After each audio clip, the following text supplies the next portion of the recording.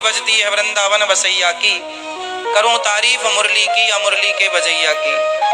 आहा, आज भगवान का मन हुआ चलो गोपियों के संग रास रचाते हैं। भैया जरा आज मुझे बताओ ये रास क्या है? ये रास रचाना भगवान का सही था या गलत था? हाँ, किनके संग रास रचाए भगवान? गोपियों के संग। अच्छा, आपके पति रास रचाए तो चलेगा क्या?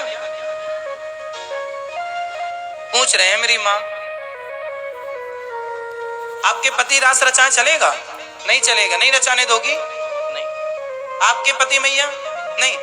तो भगवान रचा रहे हैं तो सही है। अच्छा, वो भगवान है तो रचा सकते हैं। ये कैसी बात है? आपके पति नहीं कर सकते और भगवान कर रहे हैं, ये कैसे?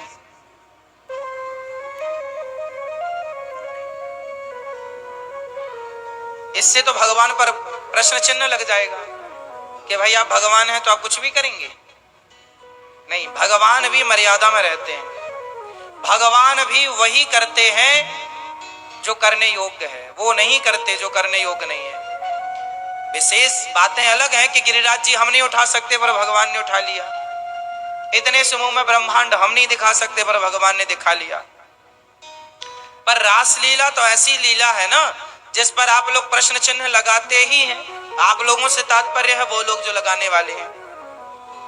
बहुत सारे लोग भगवान की इस लीला पर उंगलियां खड़ी करते ही हैं। आज पूरा पर्दा उठाएंगे इस लीला को लेकर के।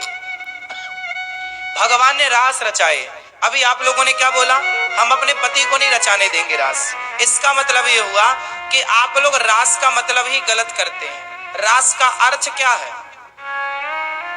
रास का अर्थ है, आप लोग क्या रास मतलब क्या समझते हैं? नाचना कूदना, स्त्रियों के संग पुरुषों के संग नाचना, ये आपको रास लगता है? ये रास नहीं है। कोई स्त्रियों के संग नाचने कूदने की लीला भगवान कैसे कर सकते हैं? ये रास का सही अर्थ जानना है तो सावधान हो जाइए और सुनिए। अब ये बताइए भगवान ने रास किनके संग रचाया? गोपियों के संग। और गोपियों में एक गोपी थी जिनका नाम था भगवान शंकर। शंकर जी भी गोपी बनकर आए कि नहीं? हाँ या ना उत्तर दो। जब भगवान रास रचा रहे थे तो शंकर जी भी गोपी बनकर आए? हाँ या ना? अब बताओ, शंकर जी वो शंकर जी जिन्होंने कामदेव को जलाकर भस्म कर दिया। शंकर जी मतलब वो शंकर जी जिन्होंने तीसरी आंख खोली किसके लिए? फास्ट। शंकर जी ने तीसरी आंख किसके लिए खोली? शंकर जी ने तीसरी आंख किसके लिए खोली? कामदेव के लिए। और कामदेव को जलाकर भस्म किया कि नहीं? जिन शंकर जी ने कामदेव को जलाकर भस्म कर दिया वो शंकर जी कह रहे हैं, हे श्री कृष्ण हमें अपने रास में सम्मिलित कर लो, हम भी रास रचाना चाहते आपके। ये रास क्या था? कोई भोग विलास की लीला नहीं थी, कोई स्त्री पुरुष का मिलन नहीं था।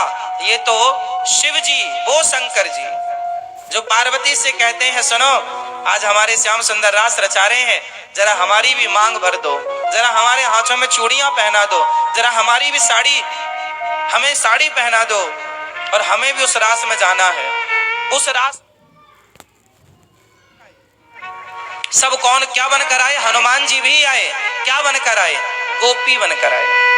गोपी मतलब स्त्री नहीं, गोपी एक भाव है।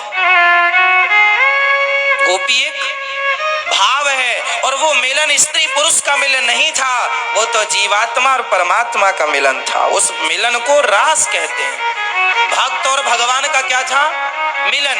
फॉर एग्जाम्पल हमारे देश में अभी एक बहुत बड़ा सम्मेलन हुआ जिसे G20 सम्मेलन कहते हैं। G20 बोलते हैं क्या? अभी हमारे देश में एक सम्मेलन हुआ। हमारे देश के प्रधानमंत्री जी ने अन्य देशों के प्रधानमंत्री के संग मिले, बैठे उठे, खाए पिए। उस मिलन को नाम क्या दिया गया?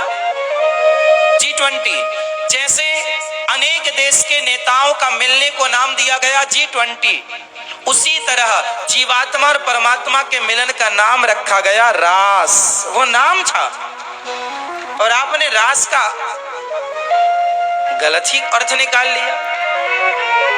वहां पर शंकर जी